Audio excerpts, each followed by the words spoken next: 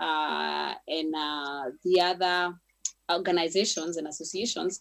And of course, there's the issue of why push hoteliers, and probably even, I think even as a county, you should also air your voice. Why push hoteliers and people within the hospitality industry to make sure that their staff have those certificates when those staff will go and enter a matatu? The manamba is not being asked for a COVID-19 certificate, or the people in the supermarket, because those people will go to supermarkets, you and I are going to supermarkets, are the same supermarket staff being asked to have COVID-19 certificates. So why are we making it so hard for people within the hospitality sector to have all these regulations and to meet all these requirements when they will actually go out to places where those other people who will be attending to them are not being required to have those?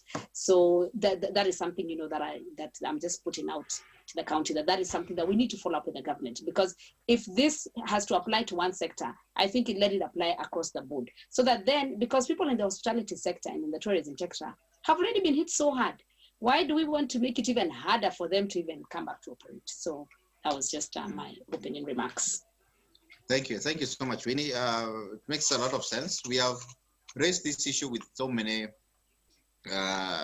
government agencies, especially on the issue of testing. Like here in Nakuru, you know quite well that His Excellency the Governor promised us that we are going to get free testing when hotels need to reopen, or hospital facilities need to reopen.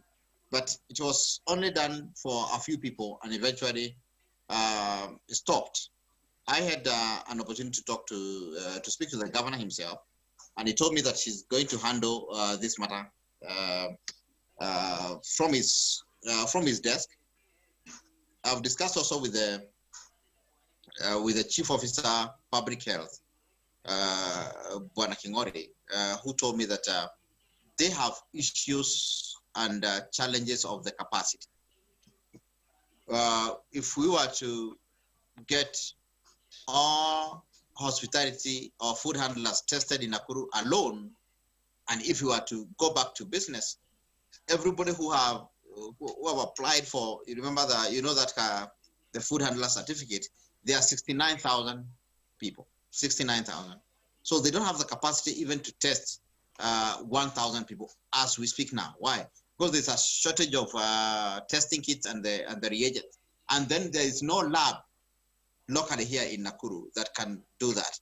I understand and I hear that they are testing in Kericho, that are in a lab in Kericho, but also the capacity. How many can they test in a day? So there is no clear sight or clear light in sight that we shall get the testing problem solved anytime soon. No. But coming back to the price, the price is 7,400 in those private labs, and that is not tenable.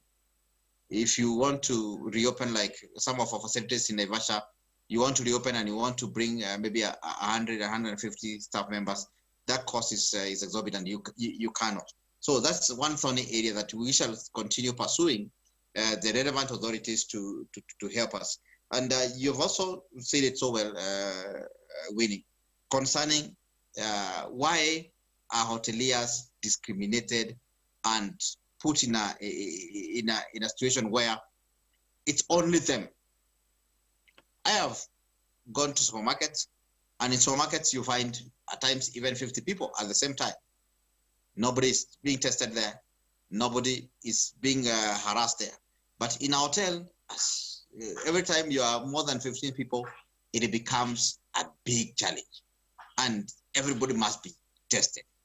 I think it's time now to see the reality that testing and retesting after every 14 days is not practical.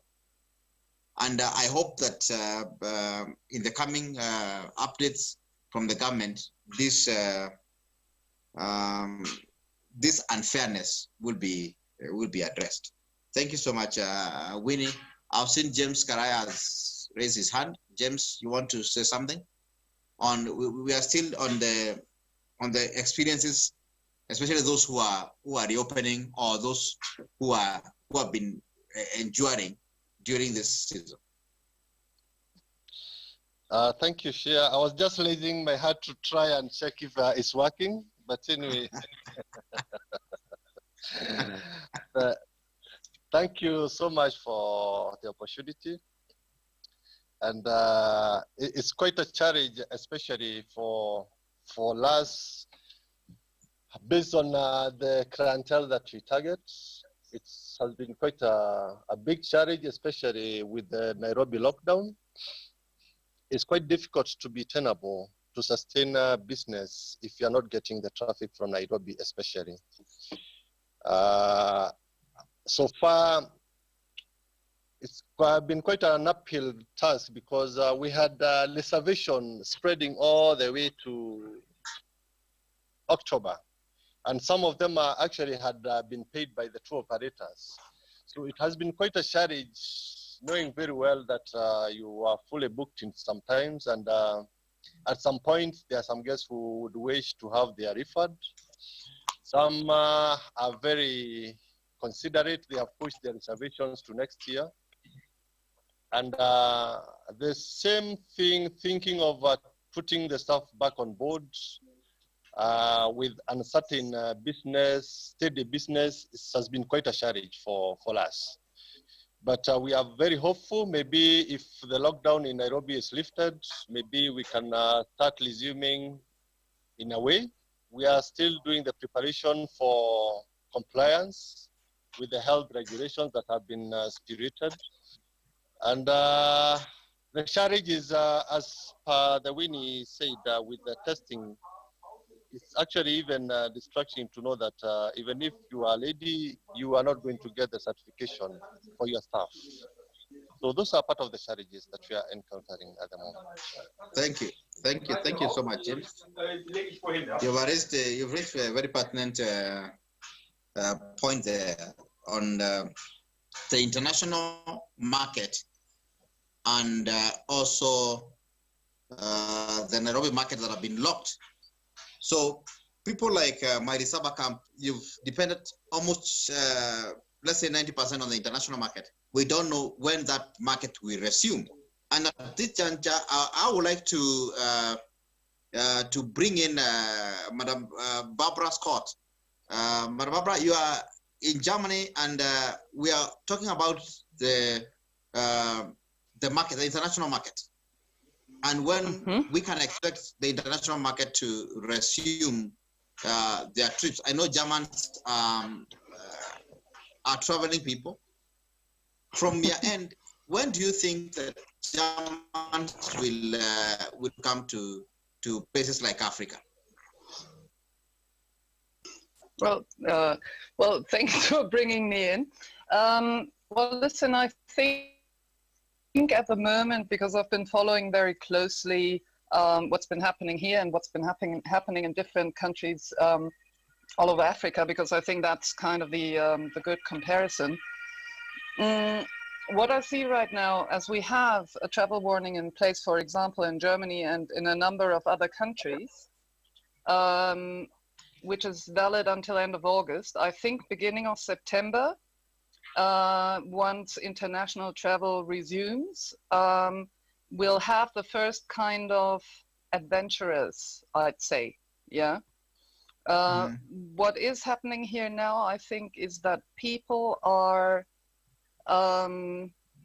basically looking and observing what is happening. So right now for the summer season, what I see with Europeans is they are staying within Europe, yeah. A lot of them actually also within the country, and a lot of them are observing, but they are planning ahead, yeah. But summer holidays will be by the time when we will see international airspace opening. So I would reckon September, October, November, we'll see the first kind of people, the adventurers who are interested, who are curious, who've been waiting to travel, to come, yeah. And again, one of the big points is going to be, will Kenya be prepared then and basically be able to say, we have all the right conditions in place, you're going to be safe. But let's say with an increase of tourism from international side and European side, I would reckon not before November, December. Before November, December. Okay, what are they looking for? For example, you are European. If you are to come to Kenya, what would you be looking for? What would be your expectation of us Kenyans to accommodate you? Okay, so I think right now what we see is there's a lot of interest in this kind of authentic experience. So people now want to go outside, they want to be remote. I think that is one thing that we will also see, is that people will potentially also look at smaller accommodation that is a bit more remote, yeah, because they will feel safer there rather than being in, for example, big hotels, yeah. But they will look for that nature, for nature, for beach, for culture, yeah. More emphasis on sustainability, yeah. And sustainability in that regard goes hand in hand with hygiene and safety.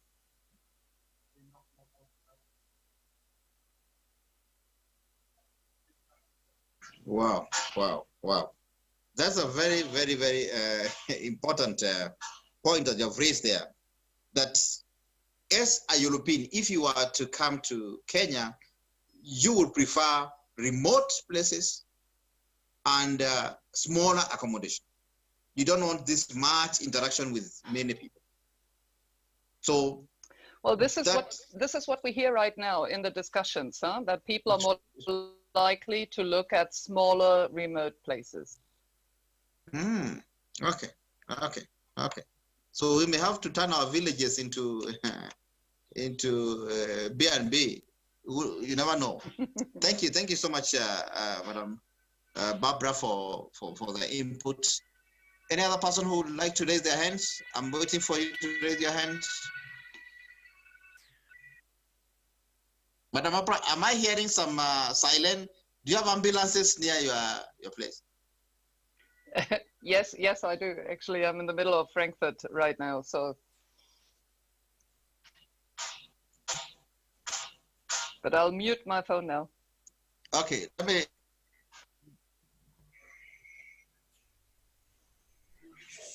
It's okay. No problem. It's well. Joseph Coach, you would like to say something? Yes, sir. Thank you, Chair. You know, Chair, initially when we used to talk about why Nakuru, there is the tourism enablers that we used to see. Nobody knew that COVID could come in. You know, we talked about the infrastructure. That Nakuru is, we have a lot of potential. We have centrality and equidistance, international hospitality, wildlife and tourist sites. Now, nobody saw COVID coming in. And the biggest challenge is that things are going to change. Moving forward, for the next 2 years, tourists may not come back. I was listening to Mohammed Heressi last Thursday, and he was saying that in 2018, 56 of the total national accommodation was by local tourists. And I remember when we had a meeting last year about Kenya Tourism Board, there was that anybody who travels out of this destination for more than 6 hours, that person is a local tourist. Now, my concern, as I'll tell you, is that things are changing very rapidly. You can imagine a big hotel which rely on large caterings, conferencing facilities. So we are told that there'll be no more large caterings, there'll be no more group tours, there'll be no busy offices, there'll be no more full airplanes, there's no money to fly around. So if I have a big facility, the hotel, then how will I be able to manage? It will be very challenging. Between now and the next 2 years, there are key things which are very important for the hotels to adapt and have a successful change. There are critical things that they have to look into. Number one is that each facility must have a vision, depending, because our hotels are very unique in their own ways. Our locations, how they were designed, the number of people that will take. So you must have a vision for the next 2 years. So you have the ability to plan for the future for your facility. Number two, I know establishments send people home. And about 35,000 of our employees in Nakuru are affected. If you have to recall them as a facility, what skill are you looking for? What expertise are you looking for as you start, because you are not in full operations? Do you have the incentive? You said people are going to multitask. Are you able to pay for the incentive? Now, do you have resources? Open doors, this affects everybody. How are we getting our suppliers? It's a big. So the other thing which is very critical is that we have an action plan. Action plan is what propose a strategy or course of action in the next 2 years when you're handling this. Now, Chairman, let me give you a scenario. In an event where you don't have a vision, there's going to be a lot of confusion. And as you put down your ears and listen to what's happening nationally, I've had Barbara Scott, people are not willing to see, they're waiting maybe to come, and if they come, they may not be able to. So, as the first lady who said about the social distancing, it's like we are being discriminated. Part one, if you have a vision, depending on your facility. Number two, if you don't have the skills, you know there's going to be anxiety. The other thing is that if you don't have the incentives, it may not affect a lot because you could be able to pay the salaries, but the changes that are going to be there are going to be gradual. They're going to be slow. If you don't have enough resources to open up, it means that it's going to be frustration. You may not be able to meet your bills in time. And if you don't have a proper action plan, then you may have a false start. Now, briefly, so as we look at the sectors that we have in Nakuru, and I am happy that the association, one of the core mandates is marketing. So we have to look at what we market. We market goods, we market events, we market experiences, we market people, we market services. How do we sit down? And my primary concern, Mr. Chairman, is that you've been in the forefront fighting for, advocating for the issue of affecting us. Up to now, many establishments have not been able to get proper licensing. As we open up, is the government going to give us a grace period so that we are given time to see how your operations are like and whether you're going to able to pay the licenses in time? You're given a grace period. Because that's the concern. If you open Nakuru, and that's the concern, are we going to have some grace period for the about more than 1,500 establishments that pay taxes to TRA? Okay, Joseph, I don't want us to mix so many points, because we'll go to the way forward. Huh? Yes, sir. You have said very well that let us handle this point that you have raised, especially on the local tourists, or enabling local tourism. Is a new experience, because as you have heard from Barbara Scott, maybe the earliest we can start seeing foreign tourists is November. Let's say November. Yes. But see, we are still in the month of June. What is going to happen between now and November? So local tourism now come in handy. And how do we harness this local tourism? I just want to get people who have been involved so much in local tourism, especially in the area of mines, so that we see how can we harness this local tourism. Is local tourism enough to sustain the facilities that we have all over? I'm waiting for people to raise their hands.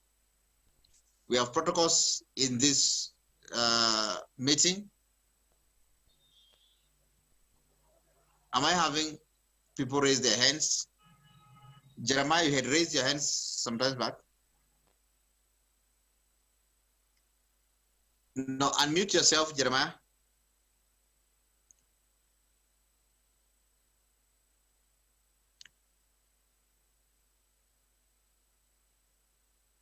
Not yet, not yet.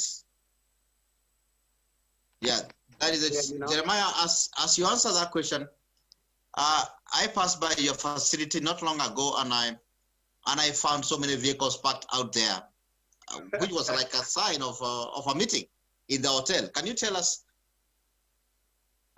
Thank you, Chair. First, I want to thank everybody for showing up for the meeting. And it's been hectic for all of us. And the signs of using cars outside the premise is just some of the guests who are just popping up in for a cup of tea or a cup of coffee. And as they travel to their destination or where they are going. But we are seeing a little bit of improving a sign of guests coming back. And if the government will allow the tourism sector to come back,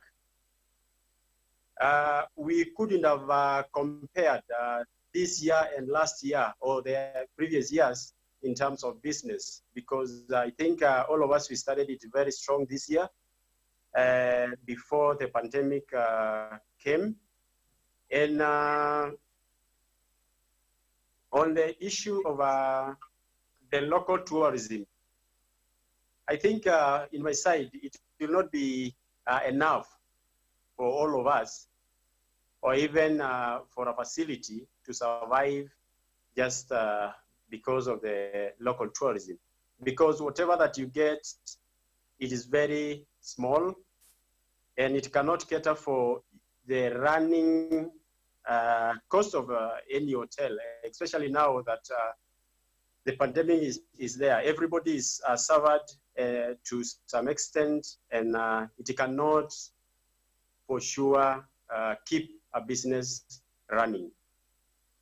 Thank you, Jeremiah. There was, but I just want to disagree with you there, because I like looking at numbers. And last year, the number of tourists that came to Kenya, according to the statistics given by the Ministry of Tourism, is around 2 million people. 2 million, not just tourists. Anybody who came to Kenya through our borders, through our ports, they are all 2 million. So how many real tourists came? Maybe let's say like 500,000. So if 500,000, those are like 500,000 people in a whole year. But when you look at all these facilities that we have, they accommodated more and even more than those 500,000. So I want to believe that there is a possibility that local market can sustain the industry, not up to 70, 80% that we had, but I want to believe that local market can give us comfortably around 60%. Why am I saying this? The research that we did in Naivasha here last year is that 55% of business was local, 45% was foreign, and out of this 45%, 37 was Chinese. So you can imagine that without a lot of push, we had already 55% local, purely local, and they were making good profits. The same thing in Mombasa. Maybe Mombasa, slightly lower locals and higher foreigners. But if we look at a destination like Nakuru, I believe we can tap the locals, all the counties and the region, to come to Nakuru and still give us more than this 55%. I agree with you. And I think that one will only work if we can come up with different packages that will help us at least tap. And as Mr. Koech said, we need to have a working plan that will guide us through so that we can get such numbers. Thank you, Jeremiah. Thank you, Jeremiah. You have raised a very important point that I would like us to discuss. Different packages different packages, that means we'll have different pricing and different prices. Douglas Gichana, you have something to say? Yes, and I also want to follow up on something that you already mentioned, and you've given out the views or even the feedback on the testing, because I wasn't getting you well on the start.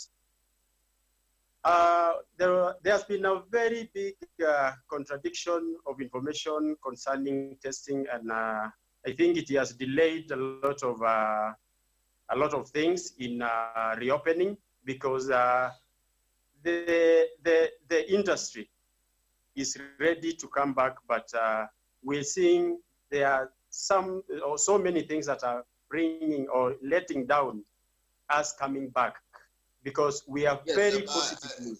Jeremiah, I've already addressed myself to that, and I'll say that there's a problem with the national government and the county government concerning testing, because there's a shortage. There's a global shortage of testing kits and the reagents. In fact, I want to put it this way, which doesn't sound so well, that out of like 6,000 people that are tested in a day, we are happy that maybe only 100 or 200 people are found to be positive. But you should know that all the other 5,000, almost 800 testing kits and reagents were wasted.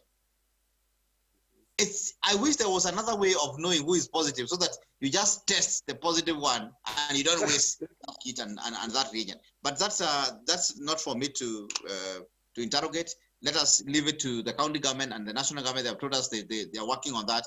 His Excellency the Governor has told me to my face that he's working seriously on that. So let us give it time.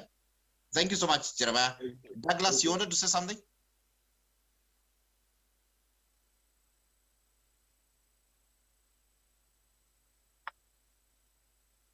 You can unmute yourself, yes? I'm still following up. So okay. Once I get the points, yes, I will chip in. No problem. I'm waiting for another hand. Pius, you want to say something? Yes, thank you very much, Chairman. Actually, I had two issues to address, but Jeremiah has already tackled the first one. Now, I was concerned about the bill we just witnessed being signed by the governor recently.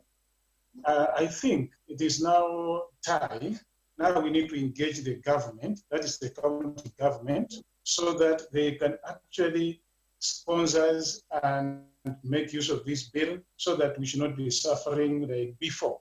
We have many activities, like now marketing the county and also advocating for the stakeholders. It is very important that this time round, we need their help. And maybe, when Chairman, I will request we be close so that we can make use of this bill. Because like now the tourism activity, that is tourism day, they need to cooperate with us so that we don't run into many problems. Another thing is that like now, we all understand that we are having problems of finance. Now, if like we want to travel somewhere, want to do something like you, Chairman, you want to rush somewhere to get some information, you want to cross-cut somewhere, so please, I request that we engage the government to be very close. Number two, the issue of rehabilitating the hoteliers. Actually, they are passing through a lot, and every day they don't know what will happen tomorrow.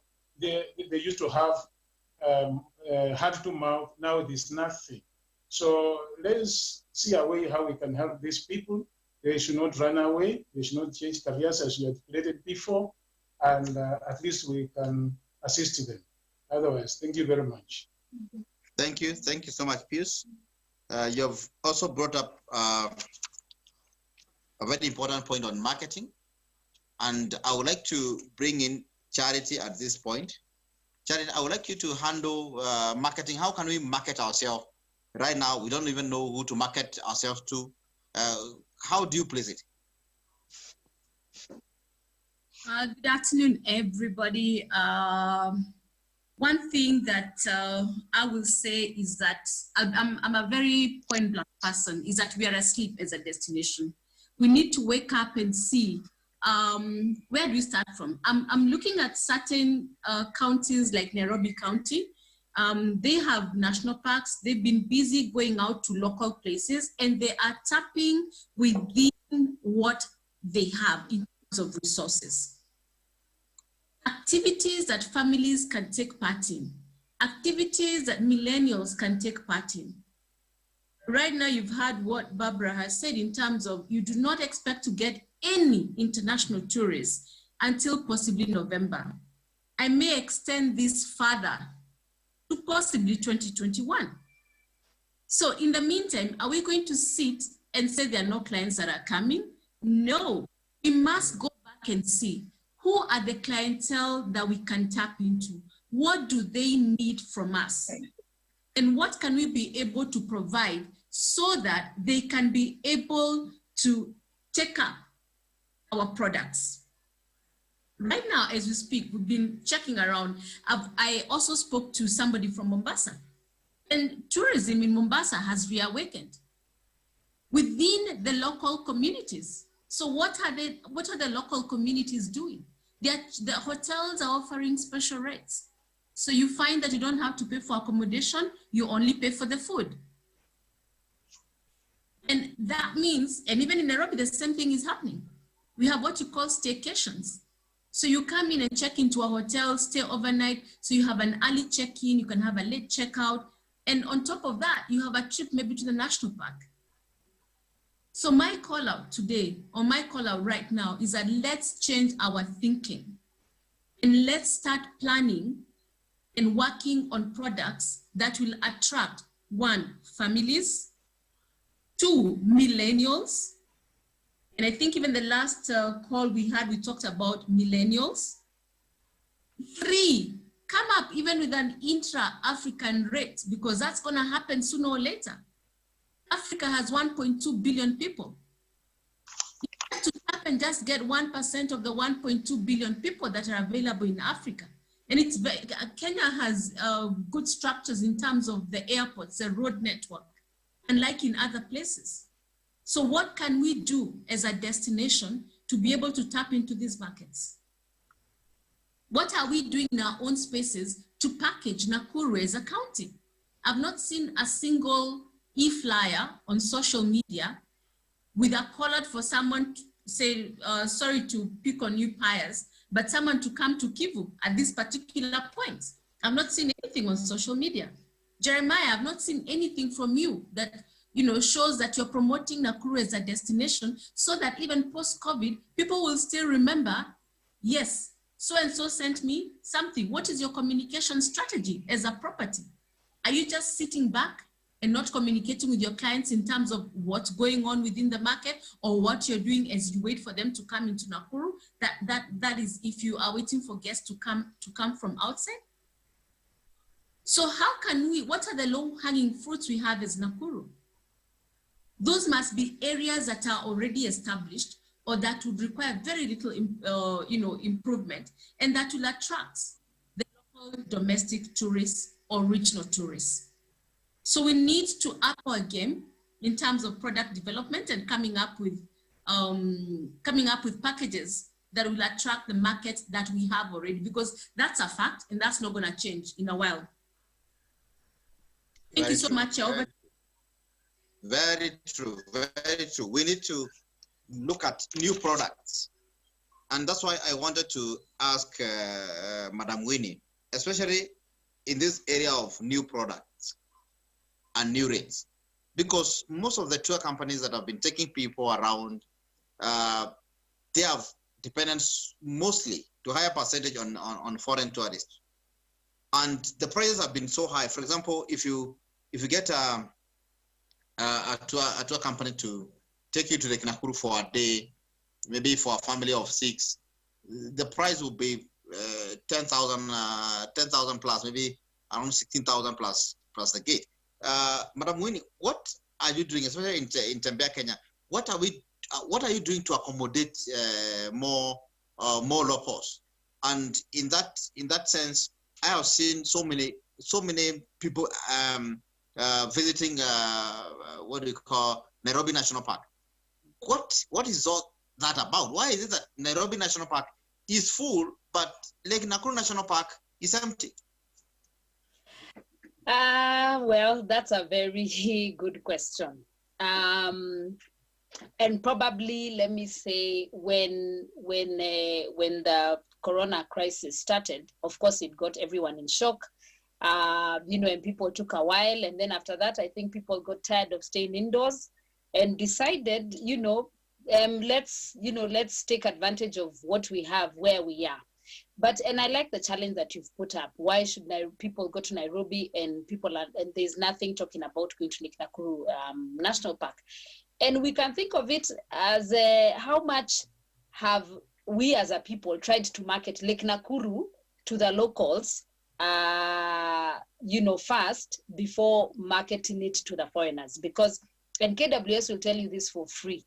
Their number one park that gives them the most money is actually Lake Nakuru. It actually leads.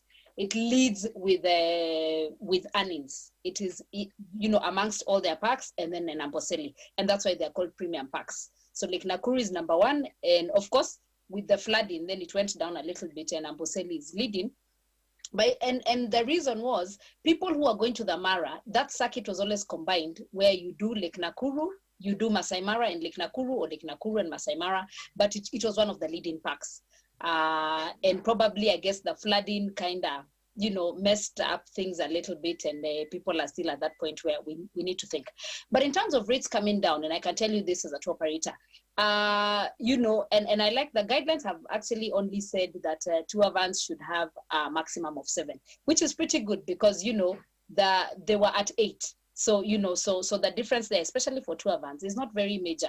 For the minibuses, which were about 32, 33, those have come down to about 15, none is going beyond 20. So of course, those costs might vary a little bit. But in terms of the other rates, which talk about which deal now with accommodation, because remember, for me as a tour operator, all I'm doing is simply facilitating you. I am either going to take you on a holiday to a certain place. That hotel does not belong to me. It belongs to the hoteliers here. So, their rates might not be the same. Their rates might go up because of all the things that they have to put in place. But for me, the fuel might not change much. As I said, it's only one person down from the vans that we normally use, even the cruisers. The cruisers, in fact, by the way, are actually 7-seater. So, so that has actually worked fantastically. So even if you reduce by one person to 6, it's not a major difference because the transport costs might not change very much. But yes, so the challenge really is for us to market Lake Nakuru, to show people that, you can go to Lake Nakuru. But you also need to understand the demographics of the people in Nakuru, which is, I think, extremely different from the ones in Nairobi. A lot of people in Nairobi can also take themselves. Or even if they can't take themselves, they probably, have 4x4s and they can do that. In Nakuru, I think many of them used to use the KWS bus. Some of them will just either get a matatu and use that. So sometimes we're just telling them just to hire a tour van or a cruiser to go into the park. Many of them, that is not priority. So there's also the demographics to think about. I think that's, according to me, that's my opinion. Okay. I get you. We need to market Nakuru more. I call upon even our tour operators here in Nakuru to do packages. I know we have a few that are doing that. And let's market this destination. Let it be as full as Nairobi and other places, because right now people are at home and they are quote unquote idle, so they have time. And it's not everybody who doesn't have money. There are those who have money that they can do those tours. So the ball is on our court to make sure that we have those packages to sell. I can see Kalama is there. Kalama, can you hear me? We are looking at the experiences of new facility. Kalam, I would like you to introduce yourself, introduce your facility, because your facility is very new. Just as you are opening, COVID came. Very fantastic facility, but I don't know how you are coping, and I don't know the feeling and the strategy that you have to rebound. Bwana Chairman, thank you very much for introducing me to the group. Actually, this is my second time to actually listen through the sessions, and I'm learning a lot from this forum. Okay, I represent a facility called like Elementator Mountain Lodge. We actually opened in December, and we started with locals. So for me, local has been my bread and butter. So as we were trying to improve on a few things, because as you open a facility, there are so many hiccups in terms of what you're offering. But as we were opening up and doing our marketing, now COVID came, now we had to send people home. Now we are trying to plan and see how we can be able to bring back the facility. But you see now it's quite different because our clientele was mostly from Nairobi. So with these kind of conversations, we should also look at how we be able to market other counties apart from Nairobi. I think most of our facilities here are targeting people from Nairobi, but how can we target people from Kisumu, from Kericho, Nyahururu? Those are people now we should now be thinking about, because if we only focus on people from Nairobi, I know Nairobi are people who like to travel a lot, but right now during this time, it's a time to think out of the box. How can we target people from the other counties that are accessible to Nakuru? And apparently, when you look at Nakuru County, we start from Naivasha. So how many lakes do we have? We have Lake Nakuru, we have Lake Elementaita, we have Lake Naivasha. So can you imagine all these three destinations have a way of marketing themselves differently? But now we have to put our heads together, because over the years, hotels have been doing business on their own. No one is trying to share information and trying to help every destination to help each other. But I like these forums because it was when everyone was doing well, no one was trying to communicate. But out of this COVID situation, you can imagine now we are able to talk and discuss more. So this COVID has helped us in such a way to share ideas. Now I'm able to know people like OH, Jeremiah, I know him, and you, Mwangi, and the rest through this forum. So we should think out of the box. I know for us, we were actually launching the facility. We actually in our period of opening, we had made it in a way that we were in the soft opening period. So we had not opened all the rooms because we were opening it in gradual, depending on the source of business. So when you see there's a bigger demand, that's why we open more. So with the COVID situation now, we have to go to the drawing board, and now with no money coming in, they are thinking of marketers and thinking of investors. Those are two different things. When you're not able to project how many businesses are able to come in probably in the next 6 months, how can an investor now put money into the business and is not sure about the next 3 or 6 months? So it's a challenge to investors. For marketers, it's easier because for us, we work with I don't know, we cannot call it faith, but we have a way of. Kalama, we are losing you. Yes. Can you hear me? Hello. Your line is breaking. Yes. I really want you to make that point on at least from the background of a marketer. You've been a marketer for long. I want to hear that point. Which way now from this time of reopening? Yes. How are you going to guide your marketing strategy? Right now, there are so many limitations. You see, direct marketing now won't work because you cannot just go to offices the way we used to walk in the offices. So right now, marketing will change the way we used to market. So for people who have been having good relations, it'd be easier for you if you had created good rapport with clients that you have been working with in the past. But for people who are starting marketing now, it'd be a big challenge because now you're starting from scratch. But for moving forward now, I think relationships will be the way forward. So if your facility has been very good in creating relationships, then you'll be able to pick up because you'll call those clients and even ask for referrals. So for me, for starters, is I just use the same clientele and ask them to refer me to their friends, because you can imagine the way network marketing works. The same chain is you refer a person to you the same way. So we should look at ways we can be able to grow organically without doing, and then now we can now boost with now making our destinations more attractive. Because when you look at our facilities like Nakuru and Elementaita, when you look at closely on activities, when you look at the customer journey, we only boast more on the rooms you offer, but not more on activities. When you look at destinations like Mombasa, people are able to do much more. So what we need to do right now is to think on what our clients' journey is and what else can they able to do while they're in Nakuru and while they're in your facility. That will be our best selling point. When you don't only sell the structure, but you sell the experience more. Thank you so much, Kalama. You have given us very good points. County focus. Let us focus on other counties: Kisumu, Kericho, Bomet, and all these other counties. They have enough business.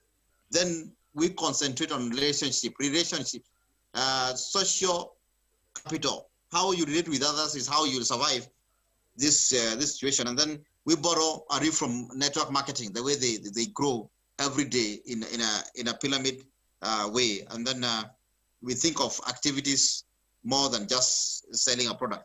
At this point, I want to ask Patrick from Nakuru TV to play a clip of what happened when we attended the signing of the tourism and marketing bill that the governor sent 2 days ago.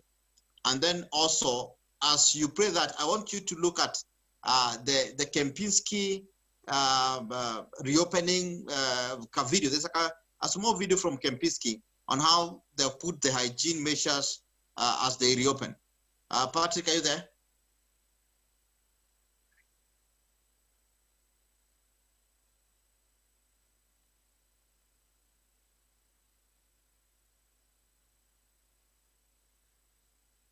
Okay.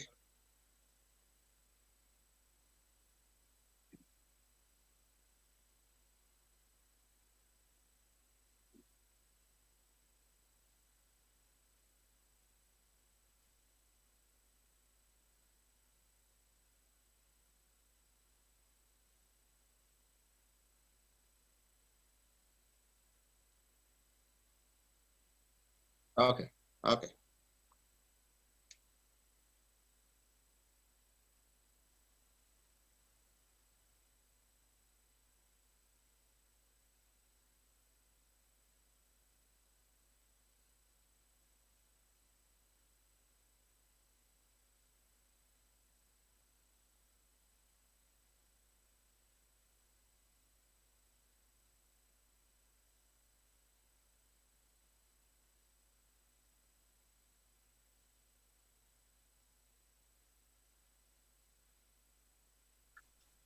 Rapid response.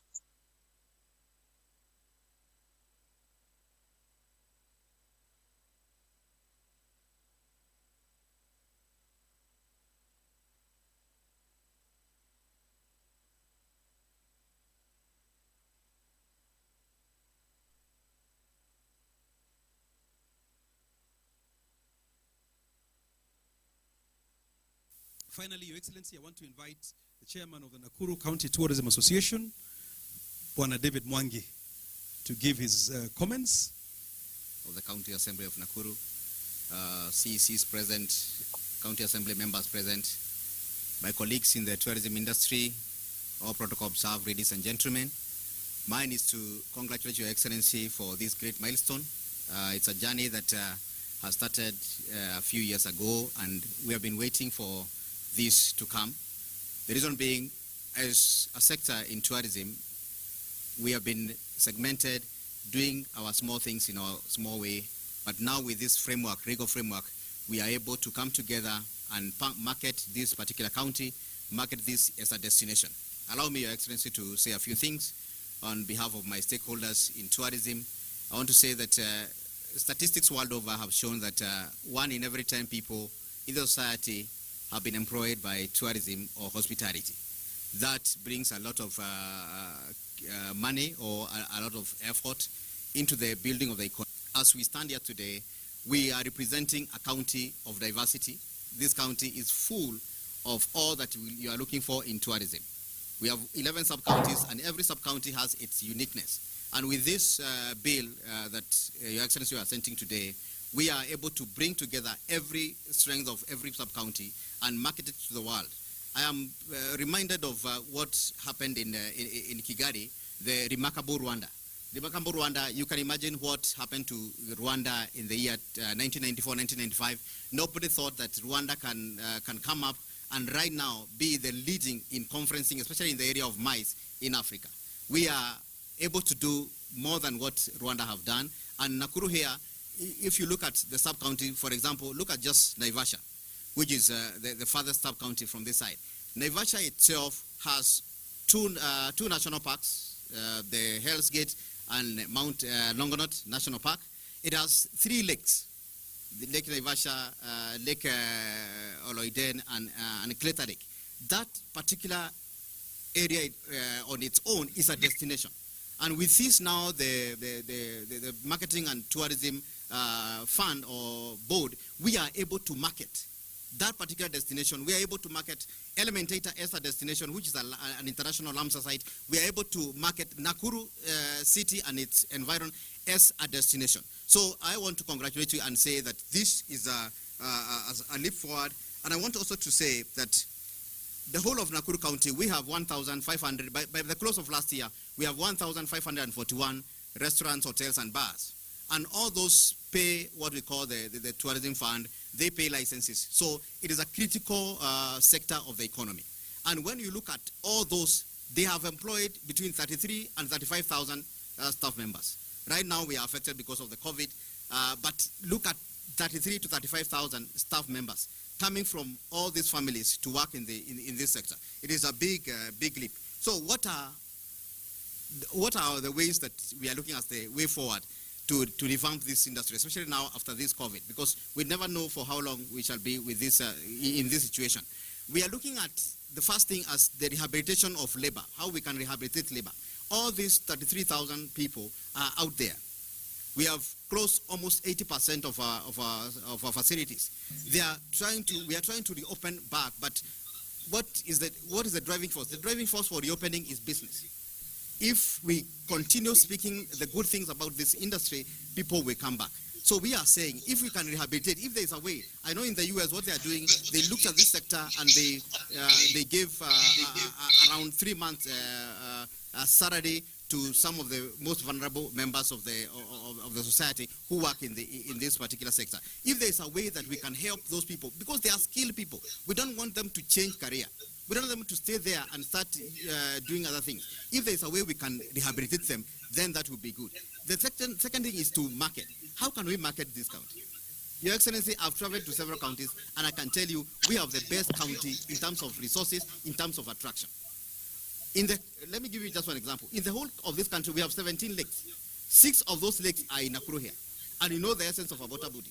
Most of the people, when they book in our hotel, they ask, do you have a swimming pool? Not because they can swim, but just because they want to see that water body. Here we have permanent 6 water bodies.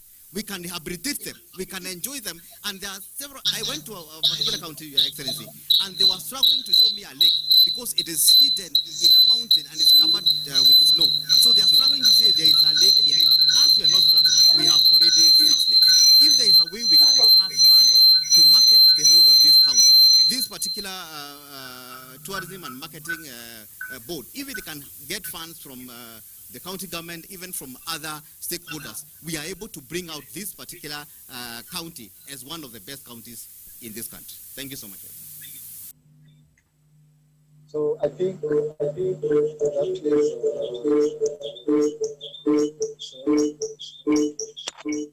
There's an echo. There's an echo in the office. Yeah, fixed it. So that was the presentation made by the chair.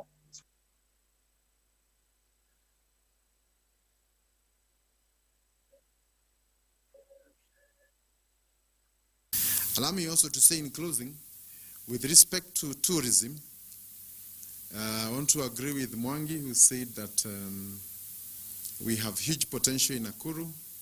And I must say that a lot of our sites remain largely virgin, meaning they've not been explored. And the purpose of tourism is to the extent that people can come and visit those places, pay some food, pay for accommodation, pay for touring and all that. And when you look at the number of tourists we get every year against our potential, we get the impression we are only 20% of where we should be. And therefore, coming up with this tourism and marketing bill is meant to help us to position the county favorably. And I heard the chairperson of the hotel say that Nakuru is one of the top destinations. So we want to move away from that statement, from one of the top to what? To the top. We have no reason and no justification to be number 2 to anybody. You know, we have the land, we have the people, we have the investment, we have the right culture in terms of attracting tourism. And our prayer is that if you're able to work with the tourism players, with the investors, with the training institution to have the right people in this area, tourism is going to be a major drive in this county of Nakuru. Finally, Your Excellency, I want to invite the chairman of the Nakuru.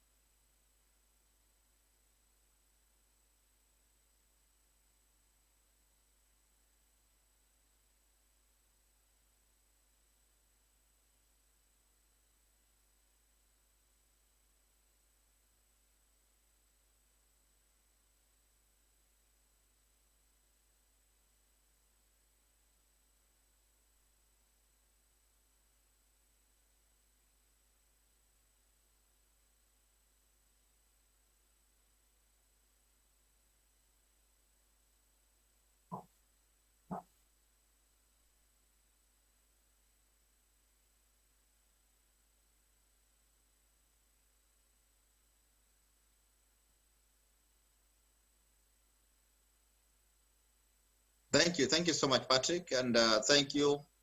We really appreciate your support, especially in recording those sessions. And also this reply from the county government through His Excellency the Governor is a very encouraging reply.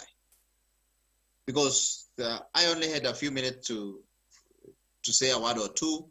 And out of that, it now generated a debate. And His Excellency the Governor has promised that he will do a tourism roundtable in the next few days between us, the county government, tourism stakeholders, and the national government. So what are we looking at here? We are looking at positioning this county as the best. And I stand corrected because I said in my contribution that we can make Nakuru among the best or the top counties as much as tourism is concerned. And I stand corrected. Nakuru has better resources, better people, better facilities, better infrastructure, better sites than any other county that you will visit. The only thing that we are lacking here is a beach. And without the beach, we have complemented it with so many other nice things can bring people all over the world to this Nakuru. So I want to support His Excellency the Governor by saying that we will work together. As Charity said, we need to look at product. Look at that particular question from that James in our Facebook page, who is asking, how I live in Nakuru, how much is it to visit Lake Nakuru? If somebody in Nakuru here can ask that kind of question, what about somebody in Kathmandu? What about somebody in Kuala Lumpur? We need to market, and I want to agree with Madam Winnie, we need to market what we have and let it be known out there that we have this kind of products. And when you are in this product, as Kalama said, these are the kind of experiences that you can get when you're here. So my brothers and sisters, let us brace ourselves to market this country. Why? Because we thrive in accommodating or hosting visitors. If nobody is coming to Nakuru, all these our businesses will close down. Nakuru people can only support us to a very small fraction. For example, in accommodation, how many of Nakuru people can spend in a Nakuru hotel? How many? So we are depending on people who are coming from outside that we are hosting. And if we can host people well and show them what Nakuru has to offer, automatically those people will increase in numbers. What is there in Kigali? And I made that a point before His Excellency the Governor. 1994, 1995, towards 1996, Rwanda was on its knees. Nobody thought Rwanda would rebound and come back. Everybody thought it's a written out case. But look at Kigali right now. They are the best convention center around. They are attracting the best. They started with Visit Rwanda. Now they have Remarkable Rwanda. The number of tourists that are going there before the COVID, way more than we can receive. We have been receiving. But when you look at that land where I've been severally, they call it a land of 1,000 hills. We are better than them by far. We have more scenarios, we have better people, we have everything, bigger population than them. We can outsmart any other person and become the best. And that's why, as we move towards the closing of this meeting of today, I would like to hear your views on why Nakuru. Why is it that if you are not a Nakuru person, what would you make you come to Nakuru? One thing that when you consider Nakuru over, let's look at our neighbors. When you consider Nakuru over Kericho, over Bomet, over Kiambu, over Kajiado, over Baringo, over Laikipia, over Nyandarua, and over all these other counties that are not far from us, what will make you come to Nakuru? I want those people who have not spoken. I can see Rosa. Rosa, are you there?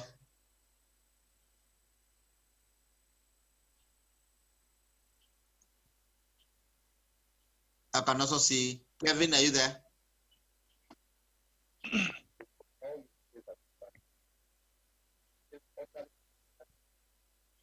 And we would like to make it clear that the charges for Lake Nakuru National Park for adults is 860. For that person who asked on our Facebook page is 860 and 250 for 860 for adults and 250 for children. 215 for children.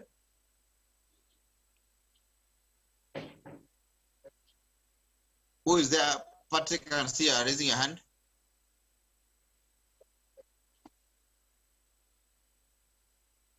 Yes, we can hear you.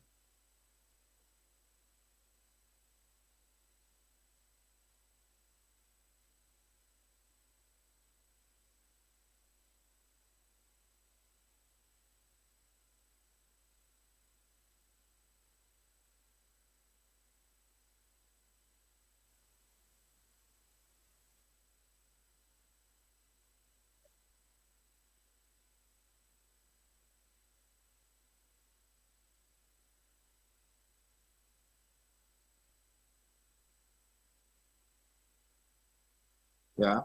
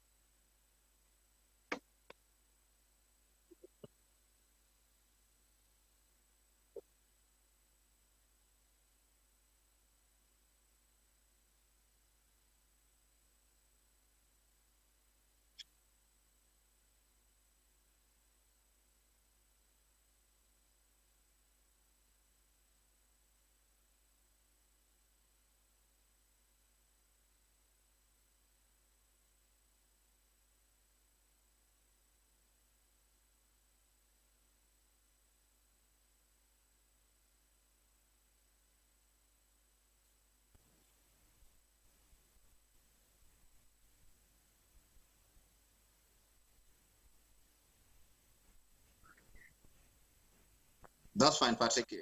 You can share it in the chat because it's not clearly readable there. Members can look at the charts and contribute. Douglas, you wanted to say something? You can unmute yourself. Unmute yourself, Douglas.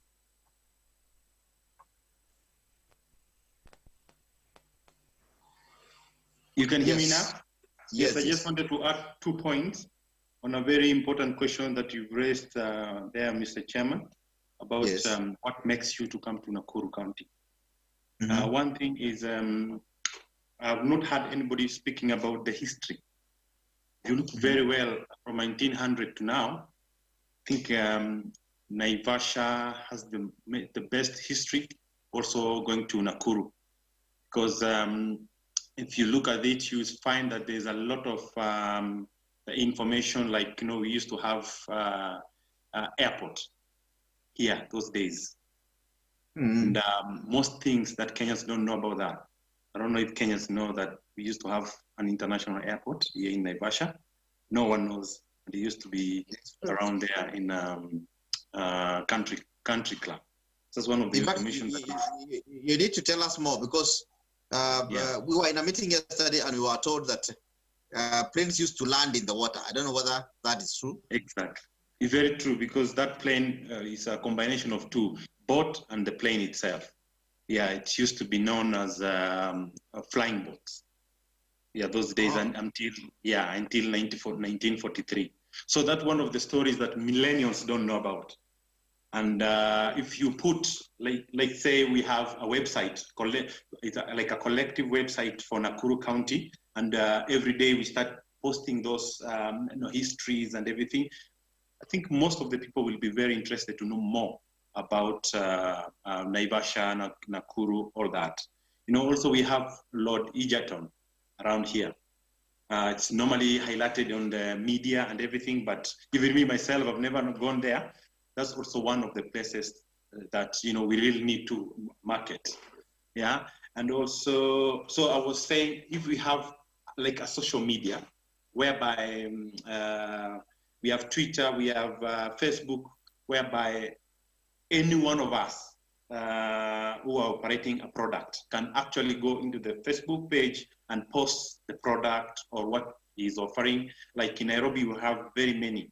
Nairobi one, we have TRM. It's normally called TRM Mall. I don't know if you know it. In the Facebook, when you go to the Facebook TRM, you find Nairobi National Park being marketed a lot. Yeah. And then we have also Kilimani Mums. I know most people are associated with Kilimani Mums with the goons because they demonstrated in one way or another. But actually, Kilimani Mums does not. There's a Kilimani Mums that is talking about, you know, they call it Moshene, but the maintenance. Yes, but there's also Kilimani Mums for marketing. So whenever anybody posts, like we have one safari.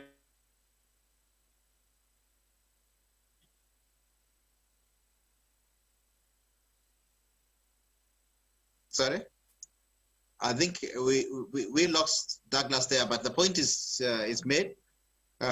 He has brought out a very important point on history. If we bring out the history of Nakuru, we can easily get numbers. And I just want to say on behalf of the county tourism association that we are coming up with, we are in a very advanced stage of coming up with a portal. And we started early in the year, which was supposed to be a DMO, but right now we are coming up with a portal that will have all this kind of information, all the history of Naivasha, the history of Gilgil. We are getting very exclusive interviews, very exclusive, with some people you would never think of, who have the history of this particular county for almost 100 plus years. Those people who know how those planes used to land in Lake Naivasha, and that was the connecting, was like the connecting port for everybody who wanted to go to any other part of Africa. They used to land in Lake Naivasha in 1904, 1905, all the way to 1940s, and then they will connect. We are getting that history all put in a portal that will look like a museum. So I want to congratulate Douglas for that insight and tell you that seriously we are working on something that will be very interesting and very entertaining. We are almost getting late. We have 7 more minutes to go. And I would like to give a chance to those who have not said a word, just to tell us why Nakuru. I can see Eric there. You can just say in few words, why Nakuru? Why would you visit Nakuru if you are not a Nakurian? Hello, can you hear me? Yes, we can hear you. Thank you for that, and thank you for the initiative. I think it's a good one. The speaker that just spoke before me talked about the history, which is good, because for me, I don't know if I'm right, but Nakuru has never been thought as a destination. Nakuru has been more of a transit town, just for passers-by, people who are maybe traveling and they run late, they think, okay, let's stop here. So they always see Nakuru as an accommodation place, but not somewhere they can come, have fun and just stay for a weekend getaway.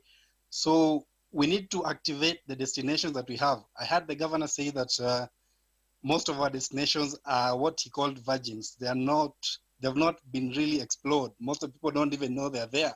I'm told there's something even called Njoro Caves. I don't even know where it is. So we need to get this destination to the world. We need to explore them, get there, put them into that portal so that it will be a one-stop place, and let it be very exciting so that someone can really want to come here. Thank you, Chair. Thank you so much. Eric, Kevin, are you there?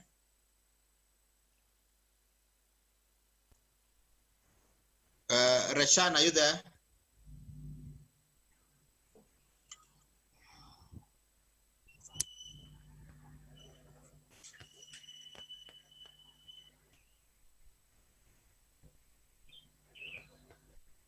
If they are not there, I would allow Madam Charity and Madam Barbara to... Charity, you can invite Madam Barbara and make the final comment. Chair, I'm available. Okay, who is that? Kevin. Thank you. You can just use a minute to say your word. Thank you for the forum. I'm sorry I joined in late, but I think I've gotten a lot of information. I would like to echo what has already been said by us rethinking about Nakuru as a destination that can be tapped in, as opposed to, us saying Nakuru is a stopover town or the history already there. There are so many things that Nakuru can be explored on. And like the governor said the other day, I mean, we need to open these destinations that are called the virgin destinations. We need to bring them on board so that when we are packaging this as, when we are talking about brand Kenya, Nakuru is on the map. Let's stop saying about the second of saying we had a history of this and that and that. What are we supposed now to do from now henceforth? Because now we don't have international business. We are only concentrating on local business per se. if I tell someone who lives in Langalanga to go to Lake Nakuru, the first thing they tell you is, I can already see the baboons. Why should I go to Lake Nakuru? We need to package that so that it can be accepted in their minds that even you as a local, paying that 860 shillings to just go and view those animals, it's something that is credible for them. Secondly, there is Hyrax Hill here. So many of our clients just come and drive into Lake Nakuru, where else you can do that as a package. For us as Legacy, let me just say, we've done that. We've packaged that package in that there's a client who goes to Lake Nakuru, then you give an incentive of going to Hyrax Hill. But you at least you try and cover it in the whole package as a setup so that they see that there is something that is coming out of it, because Kenyans want quantity. So if we give quantity as a product, give them something that they are paying, then incite them and tell them, if you get this product, you will get this as a side product. I mean, it's just like ordering fries and you're told there is an extra sausage. Yet at the end of the day, in your cost as a hotelier, you know that sausage has been costed in the fries. So those are the lines I think, Chair, we need to think about. Let's have everything on board. Let's join with the KWS. Let's see what incentives we can give our locals. Because not so many people would start and think, if I have a family of 3, how much will I pay to go to the park? I need almost 3,000 shillings. Most of us as Kenyans don't have the 3,000 shillings. But what if I tell that Kenyan, if I give you the 3,000, you go to the park, but as a hotel, I'll provide lunch. Then I think we'll have business. We'll have business. So for me, let's look more into incentives. What incentives can we give to our locals? Thank you so much, Kevin. The incentives for the locals will work for us. Why would a Lakeview guy enter into Lake Nakuru when he's already seeing the buffaloes and the baboons? It's now upon us to tell them why and justify why they should pay that 860 Kenya shillings. We are running out of time.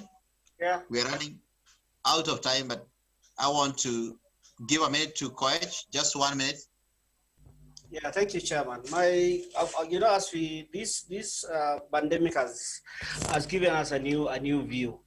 There is what you call consumer behavior, which has been brought in. Things are going to be different because from now and moving forward, there'll be increased in confidence in technology, online payment sectors, and technology performance. Maybe as the charity and those who are going to close, maybe how do we market based on the consumer behavior? Looking at increased confidence in technology, on the online payment sectors, and technology performance. How do we realign ourselves? Because as we have said, our established may not be the same. This thing has brought in a new dimension. Even our schools now are online, universities are online, and I think it is somehow it is good because some of us have never been on this platform where you have a Zoom talking to people who are very far away. But so how do we align ourselves and take advantage of the consumer behavior? Thank you, Chairman.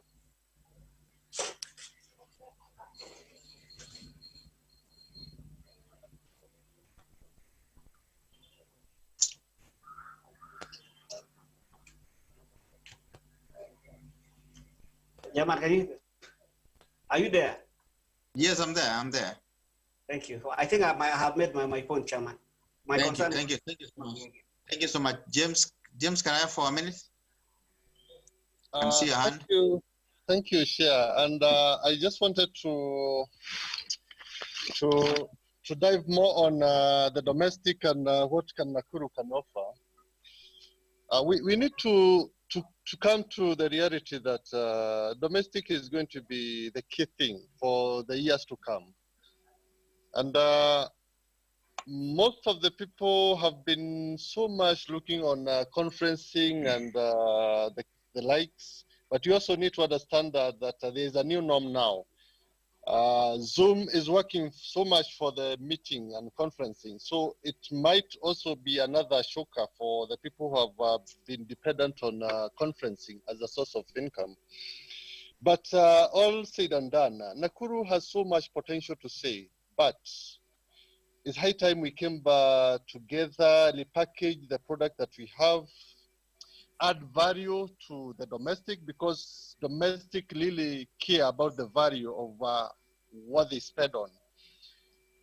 Can we identify the destinations that are within our bounty and take advantage of the good road network that we have, the proximity between the destinations, and also the source market proximity? Can we take advantage of it?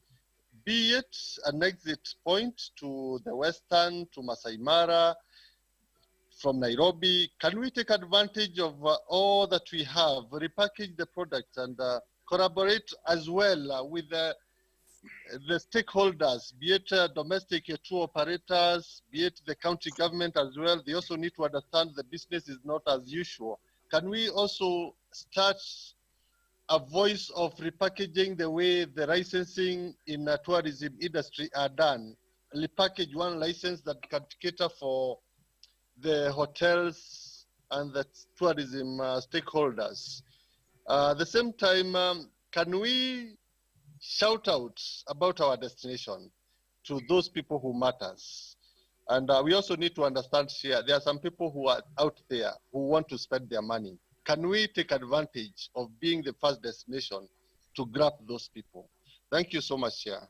Thank you so much, James, and those identify and harness destination products and repackage those products. I want to give a minute to Madam Barbara Scott. Are you still there? Chair Mwangi, Barbara Scott cannot be able to talk because she's on transit to No problem. Charity, you can take it home. Okay, thank you so much. I will communicate Barbara's final comments. I'll read them out. We've been chatting with her. And what she says is, Nakuru has a great opportunity to reinvent itself and market not only the current, but also new activities and destinations. So my pick out is that we are well placed, well located. So we can market what we already have. And there's been a team that has been working diligently in the last 1 week to pick out sites that will work well for Nakuru, Elementaita, and Naivasha. And then she also says that we need to position ourselves as a sustainable destination that works with communities to attract not only the international tourists, but also the domestic tourists. So we need to come up with sustainable programs. So whoever it is that is in here as a tour operator, we need to reinvent ourselves and come up with some great products right there. And we also need to provide training so we can communicate that Nakuru is safe, so we can be able to accommodate guests as well. So in terms of hygiene and safety, and be able to give that personalized and authentic experience that guests are looking for. I'm happy that earlier on we had one of the participants who said what guests are looking for are experiences. It's not your accommodation. You could have the best, I normally call it hardware. You could have the best hardware in town, but it's that experience that a guest gets when they come into your hotel. So it's just about your beds, it's the experience. So that's one thing. So that's an input from Barbara. We have a team that will be working diligently to ensure that the portal that Bwana is talking about will be in place. And my takeout for everyone today is to sit back, come up with products. These are things that you can do within a day or two, because these are things that are already within our reach. Come up with products that we can start talking about right now, even as we work on the portal. And we are not the only destination, remember that is working on the portal. So speed is important. Remember that success loves speed. Success, if you lag behind, other people will move on. Destination Diani is already working on something. Destination Laikipia is already working on something. the northern part of Kenya is working on something. So we're not the only ones who are doing this. So there will be a lot of competition going forward in terms of people trying to get the same small domestic market into their destination. So if we move with speed, we'll be ahead of the pack and we'll continue bettering ourselves. So thank you so much for all your contributions. They are highly, highly valued. And we do look forward to working together. Thank you, Bwana Mwangi. Thank you so much, Charity. We are equal to the task. We'll use all our resources, efforts, time to make sure that we do this in good time. Thank you so much to all of you who dialed in and participated in today's town hall meeting. We're gonna see you next week, time like this from 2:30 next week on Thursday. And I know that eventually we will look back and say, this is how we started and this is how far we have come. Thank you so much and God bless you.